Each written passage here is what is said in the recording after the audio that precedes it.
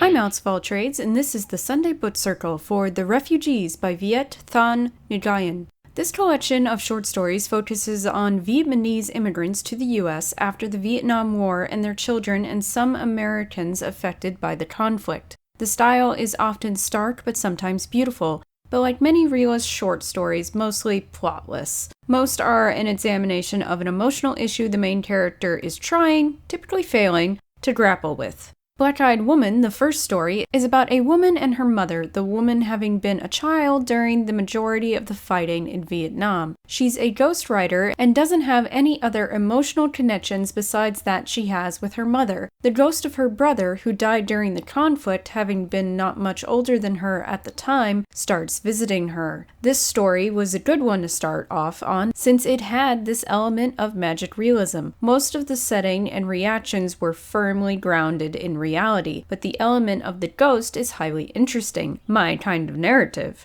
It's obvious by the end of the story that the main character is not emotionally healthy. She does not want to and cannot connect to most other people. She prefers to be almost invisible, both in her life and in her work. This is very sad and also makes a lot of sense. I don't believe that even the visit of her brother's ghost is going to change things for her. I also don't necessarily consider that a bad thing. A lot of extroverts and romantics believe that a life of quiet solitude is somehow broken and flawed. I don't think this is necessarily true. I believe that as long as the person living like that is content with who they are, then that kind of life can be desirable. Now, the fact that her lifestyle is born out of trauma can bolster the argument that this kind of life is not normal. But I don't think it automatically makes it unhealthy. Now, whether or not the character is happy or has accepted what happened to her is another matter, one that I leave for the reader to find out as the story does answer it, and I do believe there is some hope for this ghostwriter by the end. Her life may never be the Hollywood happy ending we're used to expecting, but it might still be one worth having,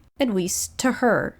The other man is about Lim, a young Vietnamese homosexual man who comes to the U.S. and stays with Parrish, an older white gay man, and his partner, Marcus Chan. Lim struggles with his sexual orientation, having come from a very sexually conservative country. He begins an adulterous affair with Marcus. I don't really have a lot to say about this one, as it is both straightforward and a little plotless. That's not to say that it is bad or that it doesn't hold something people can connect to. It's just that Lim was almost without identity, which is kind of the point, but can make it difficult to remember a story when the main character of that story is struggling so much with identity as to allow himself to be swept along by the currents of others. It's interesting, but it's hard to pull off and hard to do so memorably. There is no major anguish presented, which is, again, not to say that Lim isn't facing hard choices. He is. But he's so quiet about it all, and his emotions are so contained that subjects like homosexuality and adultery come off as passive issues as opposed to struggle,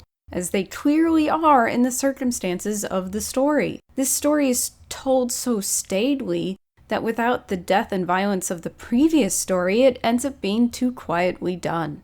War Years is from a child's perspective. His mother is tired of the frequent requests for donations to continue to fight against communists in Vietnam from a Mrs. Ho, a woman whose husband and adult sons did not escape Vietnam and fought against the communists. While the mother believes the war is over, it is clear that Mrs. Ho, who doesn't know for certain if her husband or youngest son are dead, doesn't want to give up the fight. This story is one that I think a lot of Americans, especially those who believe we never should have gotten involved in Vietnam, need to read. Because the Vietnam War wasn't American soldiers versus Vietnamese soldiers. It was American and Vietnamese soldiers against Vietnamese soldiers. It was essentially a civil war fueled by two outside influencing nations, one of which was the U.S. But I don't believe that means that the communist faction was right and the non-communist faction was wrong, especially since the non-communist faction lost, and many of those who stayed or were unable to escape died,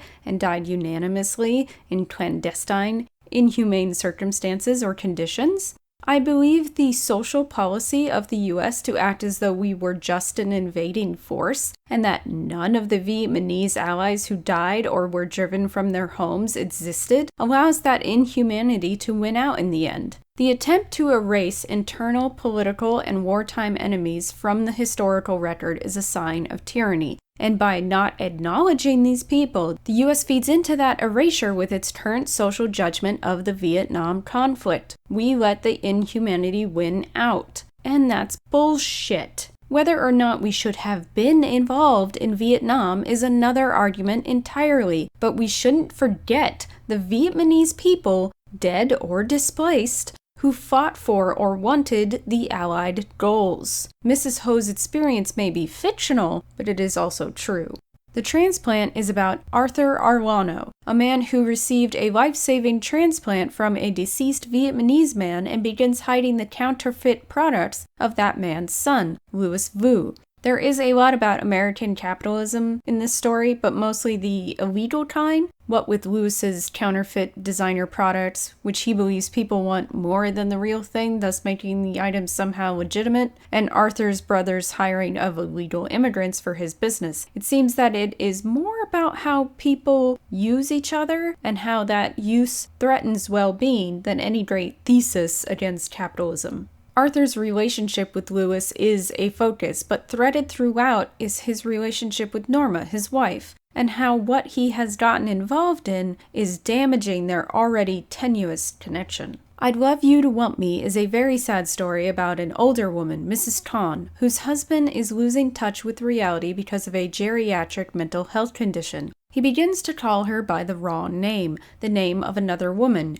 Yen. And as time goes on, it is clear that not only did he have a relationship with Yen, but this is the woman he truly loved. The title of the story comes from a song of the same name which all of them knew and which Yen always insisted they dance to when it came on. But he never danced with Mrs. Kahn. There's this idea that people of other cultures or older generations were okay with the mistress and wife setup, that a husband could love another woman and his wife would bear his children like matrimony was a job and wife was a job title, and all the man's romantic ideals were focused elsewhere. I've always felt this was a rosy and kind of bullshit view that came about because divorce is often less acceptable in the same cultures and older generations, which is thus seen as acceptance of such situations, as opposed to the wives being quietly angry and depressed over the situation but feeling no recourse. I mean, even Catherine was upset when Henry VIII first cheated on her. To me, it seems that Mrs. Kahn is duty-bound, but also maybe habitually bound to her husband, and that his dementia was an unfortunate cause of more pain by its revelation of her husband's infidelity. She really didn't need her whole view of her entire life and relationship retroactively destroyed on top of having to take care of him. This story just sucks. I mean, it's good, but it sucks.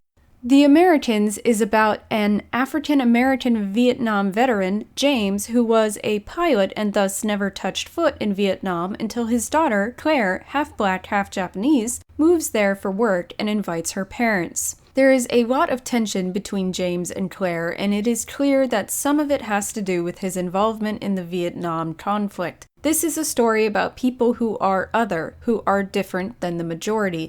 Not only is James black, he's also married to a Japanese woman. Not only is Claire mixed race, she's living in a country where close to 90% of the population is of one ethnicity and not her own. This is one of the only stories in this collection that doesn't take place in the US. But it is still about Americans, and it is still about being displaced. James and Claire are not just displaced from their surrounding cultures, they are also displaced from each other. It's incredibly human and relatable. This might be one of my favorite stories in the book. If The Americans is one of my favorites, then Someone Else Besides You is my least favorite. It is about Thomas, a man in his early 30s, divorced and childless, who is driving around his Vietnamese father because the latter's car was stolen, including having to take him to his girlfriend's house. I hate this one, honestly.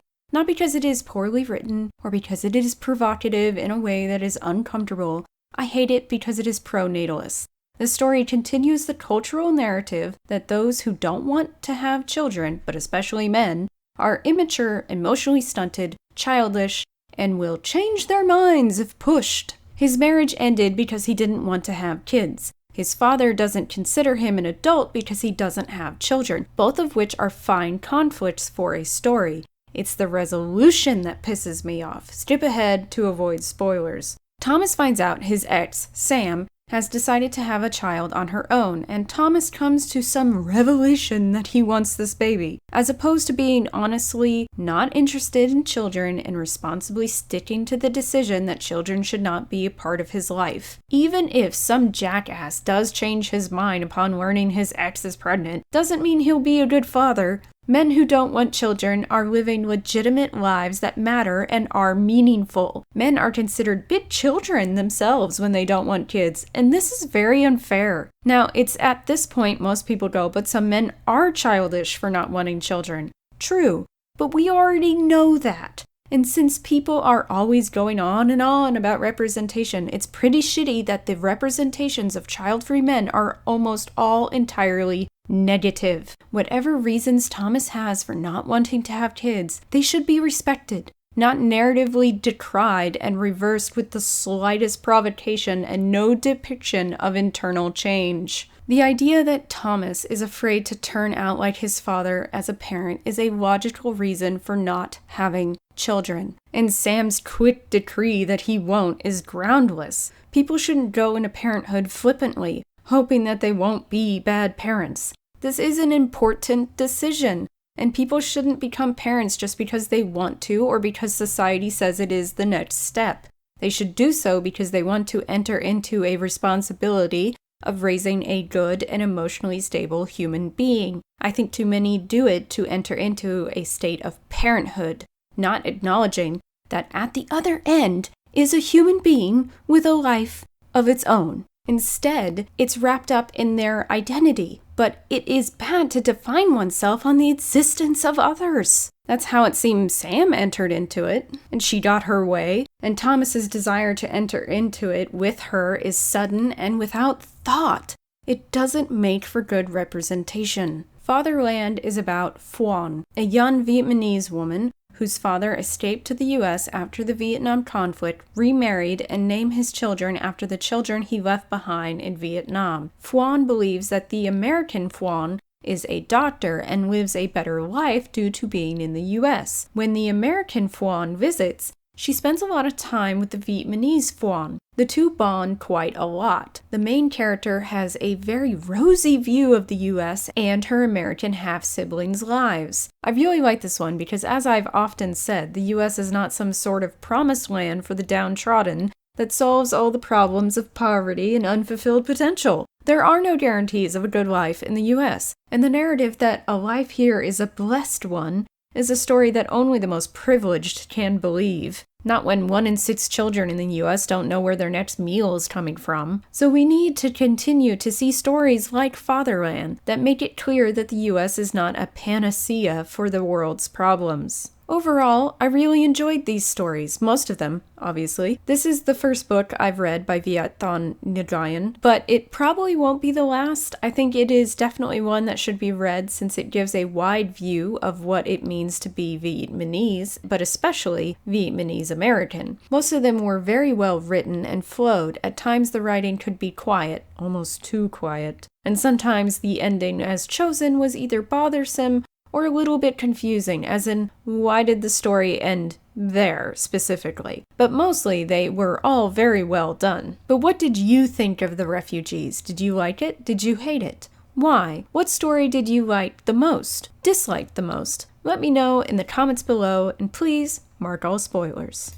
Would you like to see what I'm currently reading? Follow me on goodreads.com/outsfalltrades to see what I'm reading right now and what book reviews you can expect in the future. I've made a Discord. I'm on it all the time, and you're all invited to chat with me. There are channels for video games, movies, TV shows, books, and writing. Even a place for you to promote your own things. Join me there. Everyone is welcome. This has been the Sunday Book Circle, and if you enjoyed this video, please give it a like, share, subscribe, click that bell, leave a comment below, visit my blog at empatheticwriter.wordpress.com, and follow me on Patreon for exclusive content and a shout out on a video. Merch, merch, merch, merch, merch, merch, merch, merch, merch, merch, merch. Yeah. Check out my new shop at cafepress.com/AlexofAllTrades for all kinds of products with my face on them.